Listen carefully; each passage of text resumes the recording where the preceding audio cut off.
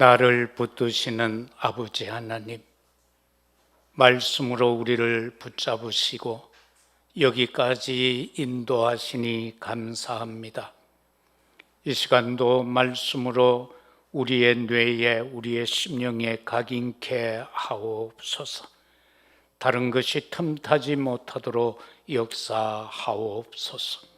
구주 예수 그리스도 이름으로 기도드리옵나이다. 아멘. 아담을 실패시킨 사단, 노아 시대를 타락시켰던 사탄, 바벨탑 시대를 통해서 인본주의 극치를 이루어 우리가 함께 힘을 합쳐서 탑을 쌓아 하늘에 닿게 하자. 그러나 그 어느 것도 하나 성공함이 없이 아담 하와는 에덴에서 추방이 되어졌고, 노아 시대는 홍수로 멸망을 당해야만 했고, 바벨탑 시대 우상을 통한 땅의 흩어짐을 면할 수 없었던 것처럼 오늘 이 시대에도 흑암 사단은 성도를 파괴시키려 하고 교회를 파괴시키려 하고 있습니다. 그 사단은 어떤 존재인가? 계시록 12장 7절에서 12절에 보면은 미가엘과 그의 사자들이 한 팀이 되고 용과 그의 사자들이 한 팀이 되어 가지고 전쟁하는 모습이 나옵니다. 거기에서 용과 그의 사자들이 패하게 되는데, 그 존재를 가리켜서 성경은 옛뱀, 다시 말하면 아담 하와를 속였던 옛뱀, 곧 마귀라고도 하고 사단이라고도 하는 그 존재들이 졸개들과 함께 온 천하를 꿰는 그 존재가 3분의 1을 데리고 땅으로 내쫓김을 당하는 모습이 나옵니다. 그 존재들이 지금도 성도들을 틈탑니다. 넘어뜨리려고 합니다. 교회를 무너뜨리려고 합니다. 그런가 하면은 요한복음 8장 44절의 그 존재는 아비 행세를 하려고 합니다.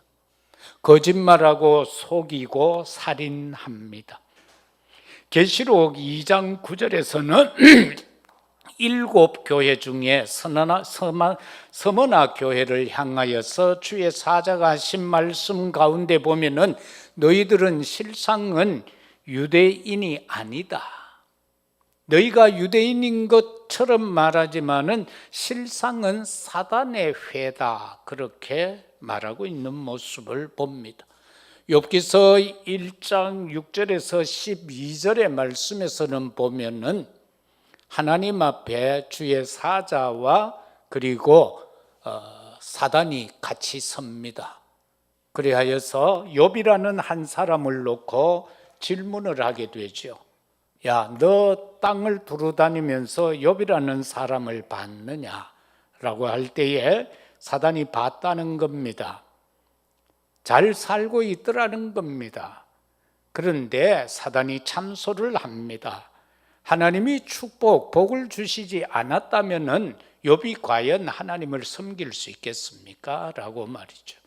그럴 때에 하나님께서 그러면 너가 한번 시험해 봐라. 그의 생명은 건들지 말고 한번 해보라고. 그래서 별별 방법을 다 쓰게 될 때에 그의 재산을 다 잃게 되고 아내는 욕을 하고 도망을 가고 그런가 하면은 자녀는 다 죽고, 그 과정 속에서도 이 욥은 언약의 여정을 그대로 걸어갔고 빛의 망대가 흐트러지지 아니하였고, 그의 결단은 하나님 앞에 이정표 때마다 결단하고 하나님 편에 선 것을 보게 됩니다. 결과적으로 그는 배의 축복으로 응답받는 모습을 우리가 보게 되죠. 그런가 하면은 로마 시대에 믿는 성도들에게, 초대교회 성도들에게 핍박이 가해집니다. 250여 년 동안 열 황제를 통해서 무지막지한 핍박이 가해졌습니다. 이루 말로 형용할 수 없는 그런 핍박이었습니다.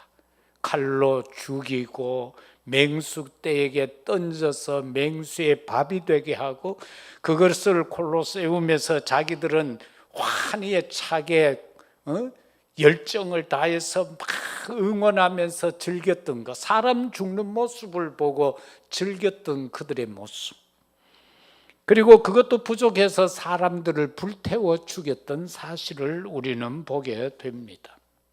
그러나 그들은 그 맹수 때도 두려워하지 아니하였고 그 화형도 피하지 아니하였습니다. 오히려 죽는 그들의 모습이 웃는 모습이었습니다. 네로는 말합니다. 신하들에게 저것들이 왜 죽으면서도 웃느냐고 말입니다. 이것이 모든 것을 초월한 믿음의 승리인 줄로 믿습니다. 왜 핍박했습니까? 퀴리오스라는 말을 썼기 때문에 그렇습니다. 오직 황제만 지칭하는 단어 퀴리오스, 주라는 단어를 초대교회 성도들이 예수를 향하여 퀴리오스, 주님이라고 말했기 때문에 그것이 황제들의 마음에 합당하지 않았다라는 것입니다. 오늘 이 시대도 저와 여러분이 복음적 삶을 살게 되면 불신자들은 그것이 마땅하지 않습니다. 야, 예수 믿는 티 좀 내지 마라, 예수쟁이 티 좀 내지 마라고 말입니다. 그렇게 말할 겁니다. 그런 소리를 한 번이라도 들었다면 여러분 진짜 하나님의 아들, 딸이 맞습니다. 제자가 맞습니다. 그리스도인이 맞습니다. 오늘 또 우리가 읽은 말씀에 보니까 스데반의 환난을 통하여 흩어진 자들이 가서 베니게와 구브로 안디옥까지 이르러서 거기에서 디아스포라, 교포 유대인에게만 복음을 전합니다. 그러나 하나님의 뜻은 그게 아니죠.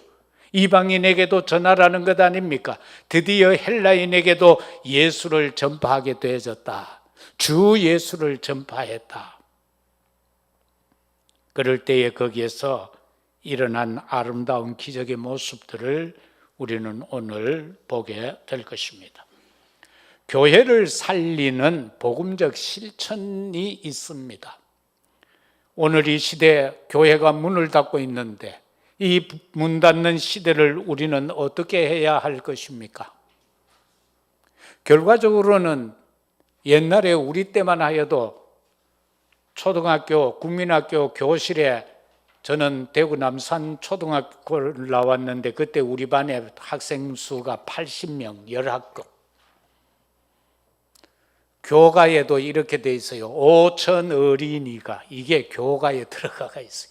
학생 숫자가 5천 명이었다는 말이죠. 그런데 시골 내가 다니던 초등학교, 연희가 다니던 초등학교는 없어져 버렸습니다. 왜? 아이들이 없어. 면을 몇 개 합쳐서 교육청에서 버스가 와서 아이들을 싣고 간다. 이만큼 학교가 없어지는 것처럼 아이가 없으니까 자연적 앞으로 교회도 흘러가면 없어지겠죠. 그게 없어지기 전에 주님은 오시겠죠. 그러나 저와 여러분은 힘을 다하여서 복음을 전해야 되겠죠. 바로 어린이 사역을 해야 된다는 겁니다. 후대 사역을 해야 된다라는 것을 저와 여러분은 놓쳐서는 아니 될 겁니다. 교회를 살리는 복음적 실천에서 첫 번째가 말씀 24입니다. 하나님의 말씀을 저와 여러분들은 끝까지 지켜야 합니다. 시편 1편에서도 분명히 말씀하지요. 복 있는 사람은 죄인의 길에 서지 아니하고 악인의 꾀를 쫓지 아니하고 오만한 자의 자리에 앉지 아니하고 주야로 여호와의 말씀을 즐거워하며 묵상하는 자로다. 하나님의 말씀을 24 생각할 때에 교회는 존재할 수가 있습니다. 그런가 하면은 기도 24가 될 때에 교회는 존치될 수가 있습니다. 초대교회 당시에 사도행전 1장 14절에 마가다락방에 사람들이 모여서 120여 명이 모였는데 오로지 전혀 기도에 힘쓰더라. 2장 41절도 마찬가지. 데살로니가 전서 5장 17절에서는 쉬지 말고 기도하라고 말씀했고, 사무엘상 12장 23절에서는 사무엘이 말하기를 나는 너희를 위하여 기도 쉬는 죄를 범하지 않겠다라고 했습니다. 다시 말하면 기도를 쉬면은 죄다라는 것입니다. 내가 하는 말이 하고 사무엘 선지자가 그렇게 말했습니다. 나는 너희를 위하여 기도 쉬는 죄를 범하지 않겠다라고 말입니다. 그 다음에는 전도 24가 되어야 합니다. 사도행전 20장 24절, 지난해 우리 교회 목표 구절이죠. 내가 달려갈 길과 주 예수께 받은 사명 곧 하나님의 은혜의 복음을 증언하는 일을 마치려 하면은 나의 생명조차도 조금도 귀한 것으로 여기지 아니하리로다. 복음 전하는 일에 있어서는 내 생명을 조금도 귀하게 여기지 않고 생명까지라도 들여서 전하겠다는 것. 로마서 16장 4절 5절에서도 분명히 나오는 것처럼 아굴라 부르시길라 부부가 바울의 복음 사역을 위하여 그들은 생명까지도 내어놓았다라고 기록하고 있지 않습니까? 그것처럼 전도 24, 그 다음에는 주님이 원하셨던 이방인 땅끝까지 이르러 복음 전하여 이방을 살리라는 선교 24입니다. 사도행전 19장 21절에서처럼 로마도 보아야 하리라 23장 11절에서처럼 로마에서도 증거하여야 하리라 27장 24절에 나오는 것처럼 가이사 앞에 서야 하리라. 그는 왜 그런가? 왕을 복음화 시키면은 그 나라에 복음 들어가기가 쉽기 때문에 그렇습니다. 지금도 우리가 바누아투에 그렇게 열정을 쏟는 것은 거기에 대통령과 총리, 국회의장 이런 사람들이 복음을 받고 깨달으니까 전체적으로 복음이 전파되는 것이 쉽게 되어지고 있다라는 사실입니다. 그래서 바울도 내가 가이사 앞에 서야 한다라는 겁니다. 지금 이처럼 유대인들이 지금 핍박받고 있는 것을 끊기 위해서는 저 왕들이 복음을 받아야 된다라는 겁니다. 결과적으로 313년에 콘스탄틴 대제가 예수를 그리스도로 믿음으로 말미암아 국교화가 되어졌고 핍박이 끝났던 것처럼 말입니다. 그러나 아이러니하게도 그때부터 교회는 또 타락의 길로 걷게 됩니다. 그래서 핍박은 따라야 한다라는 겁니다. 문제는 계속 와야 된다는 겁니다. 그게 와야 우리는 그것을 넘어서기 위한 기도로 들어가기 때문에 그러합니다. 본론적으로 들어가서 교회 살리는 복음에 있어서 첫째는 교회를 문 닫게 하는 육신적 삶이 있습니다. 이것 때문에 교회가 문 닫게 되는데 유대인의 전통과 제도입니다. 사도행전 11장 1절 18절까지에서는 베드로가 복음을 전할 때에 이방인의 집에 가서 식사한 것으로 인하여 비난받는 장면이 나오고 있습니다. 이것이 바로 유대인의 전통이요 제도입니다. 어떻게 보면 우리 예수를 믿는다고 하는 우리에게도 없어야 할 전통이 있을 수가 있고 제도가 있을 수가 있습니다. 우리가 매여 있는 것들이 있을 수가 있습니다. 갈라디아에서 보면 갈라디아 2장 10절에서 20절에도 보면은 베드로와 바나바 역시도 이 제도에 묶여 있음을 보게 됩니다. 이러한 많은 것들이 우리에게도 남아 있다면은 우리는 이것을 없이 해야 합니다. 교회를 문 닫게 하는 육신적인 삶은 세속 문화에 우리가 빠진다는 겁니다. 이 세상의 모든 문화는 사단 문화라고 보면은 틀린 말은 아닐 것입니다. 네가 하나님같이 되리라. 얼마나 미혹적인 아름다운 소리입니까? 우리가 하나님같이 된다는데요. 그런가 하면은 네피림 문화를 통하여서 너 하고 싶은 대로 마음껏 하고 살면 되지 뭐 그렇게 구속받나라는 겁니다. 11장에서처럼 우상 문화가 나오죠. 이런 많은 우상 문화로 인하여서 하나님께서는 바벨탑을 무너뜨렸고 그 우상의 현장 속에서 아브라함을 불러내신 것을 보게 됩니다. 어떻게 보면 하나님이 우리를 불러내신 것도 이러한 자리에서 불러내었을 것입니다. 그러나 지금도 이 세상에는 총독을 사로잡고 있는 무속이 존재하고 있는 것처럼 시장 어귀에서 많은 사람들을 저 많은 귀신 들린 여자가 현혹하고 있는 것처럼, 그런가 하면 사도행전 19장에 나오는 아데미의 신상을 통하여서 우상 숭배가 가득하였던 에베소 지역의 사건처럼, 그래서 소동이 일어나게 되죠. 우상 매매가 줄어드니까 경제적 이익이 손실됨으로 소동이 일어났다라는 사실입니다. 오늘날 이 세상에 만연한 경제 없으면 안 되는데 이 경제가 많은 부분에서 우상 경제, 사단 경제로 움직여지고 있다는 것 우리는 깨닫고 기도하면서 이것을 우리는 빛의 경제로 바꾸어야 한다라는 사실인 것입니다. 교회를 문 닫게 하는 육신적인 삶인데 그것은 사상입니다. 어떤 사상인가? 영지주의 사상이라는 것이 성경에 기록이 됩니다. 이거는요, 이루 말할 수 없는 아주 복잡한 그런 사상입니다. 헬레니즘 문화에서부터 시작해서 동서양의 모든 사상을 모아서 거기에서 보면은 이원론적으로 합니다. 그러면서 여기에서 우리가 생각할 때 가장 핵심적으로 생각해야 될 것은 영지주의는 지식으로 구원을 받는다는 겁니다. 예수 그리스도를 통해서 구원받는 것이 아니고 지식으로 깨달아서 구원받는다라고 주장하는 것입니다. 계시록 2장 14절 이하 골로새서 3장 5절에 보면은 니골라당이라고 기록이 됩니다. 7 집사 중에 한 사람이죠.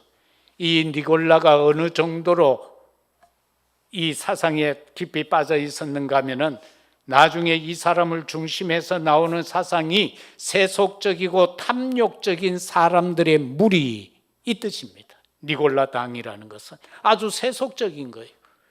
성령 충만함 가운데 집사로 임명은 받았지만 나중에 이 사람이 복음을 떠나게 될 때에 세속적이고 탐욕적인 사람이 되어졌고 그것을 따르는 자들의 무리를 지칭해서 니골라당이다, 그렇게 성경은 말하고 있습니다. 그런가 하면 마태복음 16장 13절에서 15절까지를 통해서 보면은 율법주의로 인한 신비주의, 박애주의, 사회개혁주의 등을 표현하지요. 사람들이 나를 누구라 하느냐라고 할 때에 세례 요한이라고 했습니다.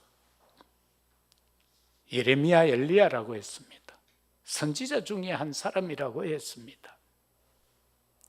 이 당시의 사람들은 예수님을 그렇게 보았던 것입니다. 예수님께 그 부분이 있습니다. 그러나 예수님은 그것을 위해서 이 땅에 오신 것이 아니었죠. 우리를 구속하기 위하여서, 우리를 구원시키기 위하여서 당신이 친히 오셔서 십자가에서 죽고 그 죽으시고 부활하시고 40일 동안 하나님의 나라의 비밀을 말씀하시고 그러면서 승천하시고 우리가 갈 처소를 예비하시고 다시 와서 우리를 데려가겠다라고 약속하신 것 아닙니까? 예수를 그리스도로 믿음으로 말미암아 구원받는 그것이어야 하는데 오늘날 자칫 잘못하면 교회가요 이상한 걸 하게 됩니다. 제가 충청도 어느 교회에 갔더니만 교회 1층이 레스토랑이에요. 교회 건물인데 1층을 청년들이 레스토랑으로 운영하는 거예요. 그것까지는 잘못됐다고는 할 수 없어요. 교회 건물 안에 레스토랑이요. 그 수익을 가지고 선교를 한다는 면목에서 하는데 일반인도 와서 식사를 해요. 주류가 거래가 돼요, 교회 안에서. 그게 맞는지 안 맞는지는 여러분이 판단하십시오.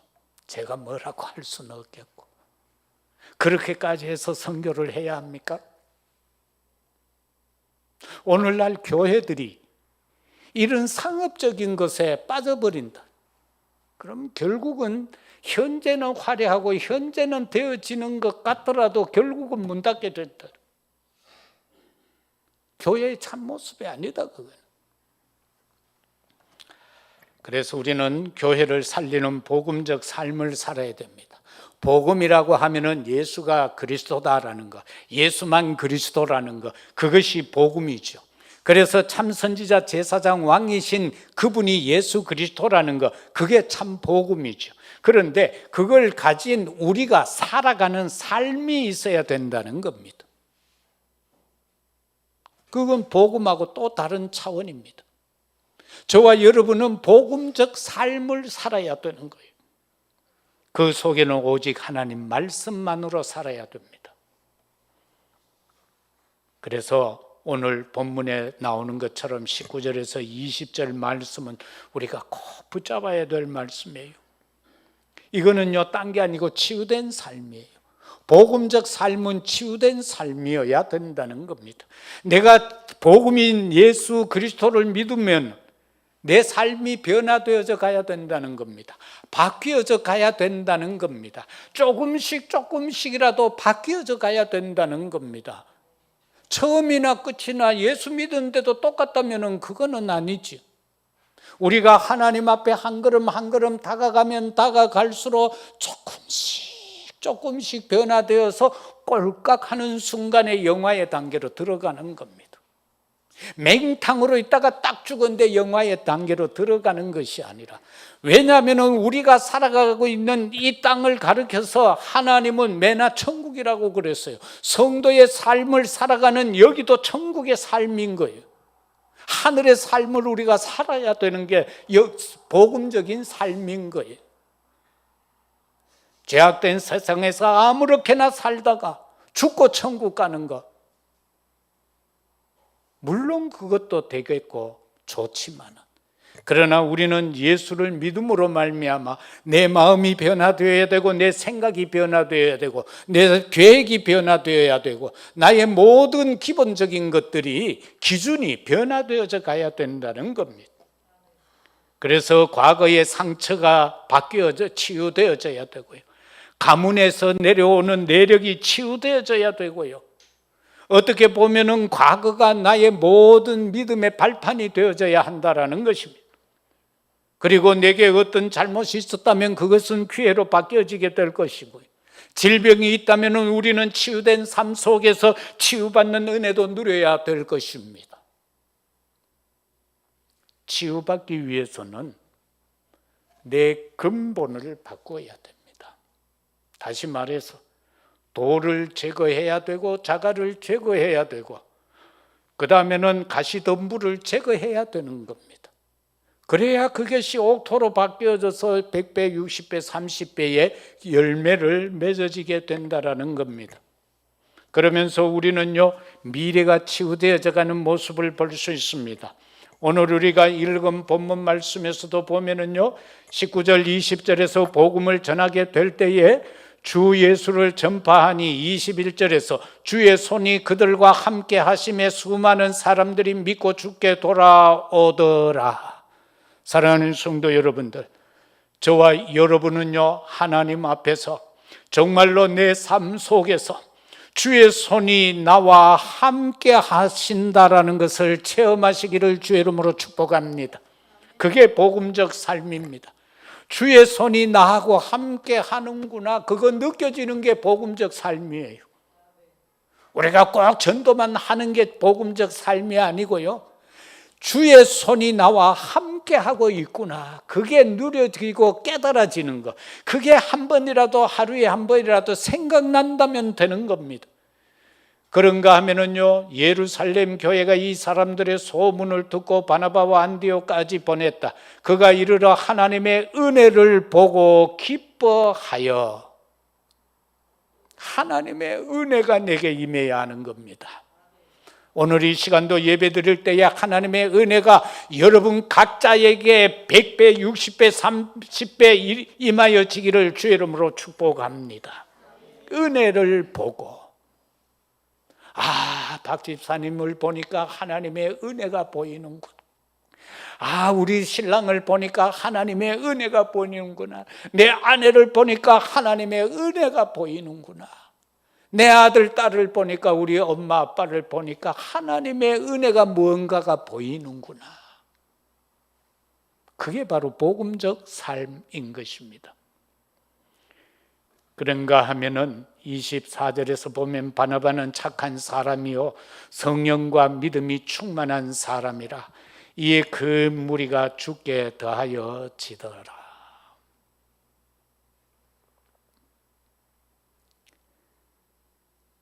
참으로 저와 여러분은 그 어느 누군가 볼 때 전도하는 사람이구나, 선교하는 사람이구나, 그게 보여지면 참 좋겠다. 제 자랑이 아니고 오늘 내 생일이잖아요. 사람들이 막 목사님들이 카톡이 들어와서 꽃다발도 보내주고, 어떤 사람은 소고기도 보내주고, 그러면서 어느 나이 많은 목사님은 내가 선교하는 글을 이래 장문의 글을 썼더라고. 그러면서 그 모습을 보니까 너무 존경스럽다. 나보다도 연세가 참 많아요. 85세 되신 분이 그렇게 보내왔어요. 그래서 내가 박 집사님 모시러 가면서 계속 생각해 봤어요. 내가 과연 이런 말 들을 자격이 있는가? 이런 말을 들을 자격이 있는가? 그러면서 남은 내 시간이 얼마가 될지는 모르지만 주님이 허락하시는 그 시간까지 참으로 최선을 다해야 되겠구나. 참으로 우리 모두에게도 마찬가지로 우리 자녀들이 나중에 우리를 보고 참 아버지 엄마 보고 내 이때까지 믿음 생활했습니다. 참 감사합니다. 하나님의 은혜를 보았습니다. 하나님의 손길을 보았습니다. 참으로 나도 남은 생애를 오직 이 복음만 전하면서 살아가겠습니다. 이러한 고백이 우리 모두가 들었으면 하는 고백이고, 또 우리 자녀들이 이런 고백을 할 수 있는 역사가 함께 하시기를 주의 이름으로 축복합니다. 그런가 하면은 서밋 집중 시간을 가지라. 서밋 집중 시간을 가져라. 뭐 그렇다고 해가 막 다 성공하고 훌륭한 사람 되라, 그 말이 아니고요. 힘을 얻고 행복해라. 기도를 깊이 하면서 힘을 얻어라. 그리고 기도하면서 행복을 찾아라. 과연 그게 될까? 기도 한번 해보세요. 행복해집니다. 그리고 중요한 것은 그것이 바로 뭐냐? 성령 충만이다. 우리가 성령 충만이 별거 아니에요. 내가 힘 얻는 거, 낙심 안 하는 거, 그게 성령 충만이에요. 그리고 참 내가 예수 안 믿을 때하고 예수 믿고 나니까 이게 다르구나. 하나님 감사합니다. 그게 바로 행복인 거예요. 그러나 우리가 중요한 것은 이 서밋 집중 시간을 통해서 세 가지를 살리는 기도를 해야 됩니다. 내 영을 살리는 기도. 내 영혼이 자꾸 소성되어지도록. 내 영이요 침침해지고 어두워져 버리면 내 육신도 내 삶도 그렇게 따라가 버리는 거예요. 내 영이 맑아지도록.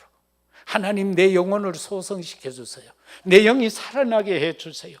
그리고 하나님 내 몸을 살아나게 해 주세요. 질병에서 벗어나게 하옵소서. 하나님이여 내 삶이 살아나게 하옵소서. 내 삶이 기름지고 윤택하여지게 하옵소서. 어느 정도 기도인가? 아픈 거 생각나지 않을 정도로 기도해라. 내가 아픈 게 자꾸 생각나면은 그건 아주 기도 덜 했다는 거예요. 기도 깊이 들어가 보면 내 아픈 게 생각 안 나야 돼요. 고린도후서 12장 1절에서 10절에 보면은 바울이 자신의 질병 가지고, 어떤 신학자들은 바울의 병이 간질병이다 이렇게 말하는 사람도 있는데요. 그 바울은 그게 얼마나 참 심각했겠어요. 대사도가 말입니다. 복음 전하다 휘딱 넘어져 가쁘는 거예요. 거품 버글버글 물면서. 얼마나 창피해요. 부끄러운 일이에요. 그런데 바울이 그런 어떤 질병 문제를 가지고 하나님 앞에 기도하잖아요. 어느 정도로 기도했는지, 내가 내 몸 안에 있는지 내 몸 밖에 있는지 나는 모르겠다. 그러면서 나는 삼층천에 올라갔다, 하늘나라에 갔다는 겁니다. 거기에 가서 기도하니까 왜 기도하노라는 겁니다. 내 나서야 되겠습니다 라고 할 때 들려지는 말씀이 뭡니까? 네 은혜가 네게 족하다. 네 아픈 거 네게 족하다라는 겁니다. 그래서 바울이 거기서 버떡 정신을 차립니다. 그래, 맞아, 이건 내 기도 제목이 아니구나.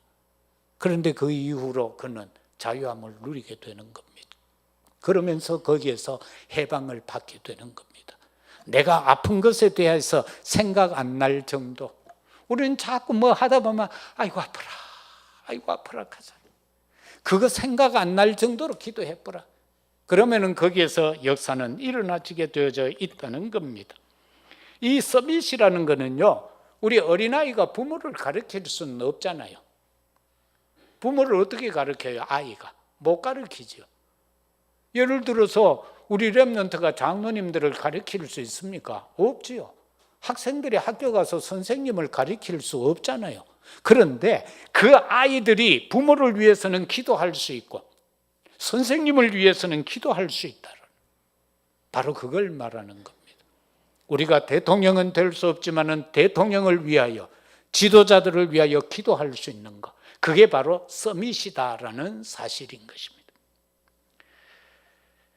그런가 하면은 26절에 나오는 것처럼 여기에 있는 이 안디옥 사람들이 이제 드디어 그리스도인이 되어졌다는 겁니다. 그렇게 칭호를 받게 됐어요. 당신은 그리스도인입니다. 그리스도인이 도대체 어떤 사람입니까? 참 선지자, 제사장, 왕 대신 예수님이 그리스도라는 것을 믿는 사람이 그리스도인인 겁니다. 바로 예수가 그리스도인임을 믿는 자가 그리스도인이라는 사실입니다. 제가 지난주에도 말했던 것처럼 오랫동안 신앙생활했던 그 사람이 예수 그리스도에 대해서 내가 질문을 던졌을 때에 답을 모아는 것, 장립 집사님인데요, 예수 그리스도에 대해서 답을 모아더라 말입니다. 내가 실적 물었어요. 그래서 한참 메시지를 나누고 포럼을 하고 감사하다라고 하고 갔는데요, 참으로 우리가 이런 일들을 보면은 성경에서는 한 팀이 나오죠.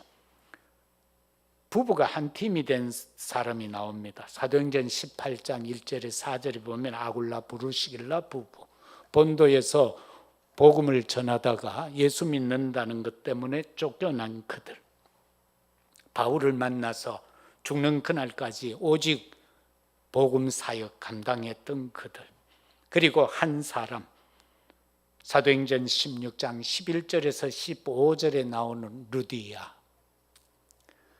자주장사 하는 그 루디아, 그는 이렇게 고백을 합니다. 나를 주 믿는 자로 알거든 내 집에 유하라. 그가 얼마나 복음 사역에 열정이었던지 바울이 빌립보 교회에 서신을 보내는 이 서신이 바로 그에게 보내는 서신입니다. 왜? 이 루디아가 빌립보 교회를 세워요. 한 여인이 세운단 말입니다. 바울은 그것이 너무 감사해서 거기에 옥중에 있으면서도 그 편지를 보내는 모습을 보게 됩니다. 마지막으로 영원한 언약을 품어라. 교회 살리는 복음에서 영원한 언약을 품어야 합니다. 마태복음 16장 16절, 주는 그리스도시요 살아계신 하나님의 아들이라고 했고, 사도행전 1장 1절에서는 영원한 언약을 기록을 해서 총독에게 의사 누가가 보내는 모습을 보죠. 그 속에서 예수 그리스도께서 부활하신 그분이 제자들을 데리고 40일 동안 다니면서 하나님의 나라의 비밀과 하나님의 나라의 일을 선포하신 것을 보고 그러면서 거기에 있던 제자들에게 너희는 몇 날이 되지 못하여 성령 충만을 받을 것이니까 모여서 기도해라. 그 약속 붙잡고 그 말씀을 들은 자는 500명이에요. 왜? 예수님이 승천하실 때 500문도가 거기에서 바라보고 있다고 했어요. 그 메시지를 500명이 받았는데 결과적으로 그 약속을 믿고 미래에 대한 확신을 가지고 모인 사람은 120명이었다. 마가의 어머니 집 다락방에 모여서 기도한 자가 120명이었다. 거기서 놀라운 사도행전 2장 오순절의 역사가 일어난 것을 봅니다. 주님은 지금도 우리에게 말합니다. 흩어지는 교회도 되지만 모이는 교회도 힘쓰라. 그래서 모여서 기도해라. 그러면은 성령을 충만하게 허락할 것이다. 그 힘을 가지고 증인이 되리라. 힘쓰고 애쓸 거 없어요. 안디옥 선도들 보세요. 그냥 말씀 받고 그냥 나가서 그 복음 속에서 삶을 살아갈 때에 그들이 은혜 입은 그 모습을 보고 그들에게 하나님의 손이 함께하는 것을 보고 많은 무리가 돌아왔다라고 분명히 기록하고 있지 않습니까? 그것은 바로 복음적 삶이어야 한다라는 겁니다. 그런가 하면은 그래서 여기에서 우리가 품어야 할 언약은 뭐냐? 세계 복음화 언약입니다. 사도행전 2장 5절에서 13절에 보면은 15나라 사람들이 모여 있어요. 여기에서 말씀이 회복되는 거예요. 새뜰 회복의 역사가 일어나는 겁니다. 15나라에서 온 교포들이 있었고 그 가운데에는 로마에서 온 나그네도 거기에 있었습니다. 그런가 하면은 두 번째 우리가 품어야 할 언약은 성도 곧 후대를 양육하라. 요한복음 21장 15절에서 18절 이 말씀은 부활하신 예수님이 제자들을 보고 한 말씀입니다. 네가 나를 사랑하느냐? 사랑한다면 내 양을 먹여라. 네가 나 사랑하느냐? 내 양을 치라. 네가 나 사랑하느냐? 내 양을 먹이라. 꼭 어린아이만 말하는 게 아닌데 우리가 어린이 사역이 있습니다. 우리가 교계 일에 보면은 어린이 전도협회도 있고 한데 거기에 주 메시지 붙잡을 때 이 메시지를 붙잡고 합니다. 왜? 어린 양을 먹이라고 하니까요. 그것은 딴 것보다도 더 중요한 것은 성도를 가르칩니다. 모든 성도를 믿은 자가 확신 가진 자가 가르치라는 겁니다. 이 가르침을 통해서 우리는 금토일 시대를 열어가라는 겁니다. 주말을 영적으로 이끌지 못하면 교회는 문 닫을 수밖에 없습니다. 우리 교회만 하더라도 그렇잖아요. 주일학교가 지금 제대로 운영이 안 된단 말입니다. 아이들은 있는데